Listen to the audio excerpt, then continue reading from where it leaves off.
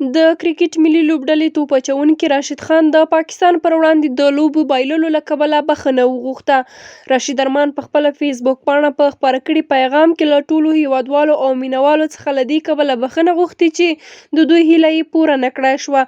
نوموړي له خپلو ټولو هیوادوالو د دې کبله بخښنه غوښتې چې دوی ته یې موسکا او خندا ورنه کړای شوه. ارمان په خپل پیغام کې له هیوادوالو غوښتي چې په راتلونکو سیالیو کې ملاتړ او دعاو ته ادامه ورکړي او د ملي لوبډلې تلپاتې ملاتړي اوسي. راشد تېره لوبه کې وکولای شول چې د کرکټ په تاریخ کې یو بل ریکارډ هم په خپل نوم ثبت کړي او په ډیرو کمو لوبو کې 100 ویکټې پوره کړي. راشد ارمان په خپله 53مه شلوریزه لوبه کې د پاکستاني محمد حفیظ په اوټولو دغه ریکارډ خپل کړ او تر هغه وروسته یې بابر اعظم اوټ کړ. تر دې وړاندې یاد ریکارډ له سریلانکایي لاسیت ملینګا سره و چې تر 80 په زیاتو لوبو کې 100 ویکټې پوره کړې وې. د یادونې ده چې افغانستان په نړیوال شلوریز جام کې سبا ماسپښین په 3مه لوبه کې له نمیبیا سره به مخ شي.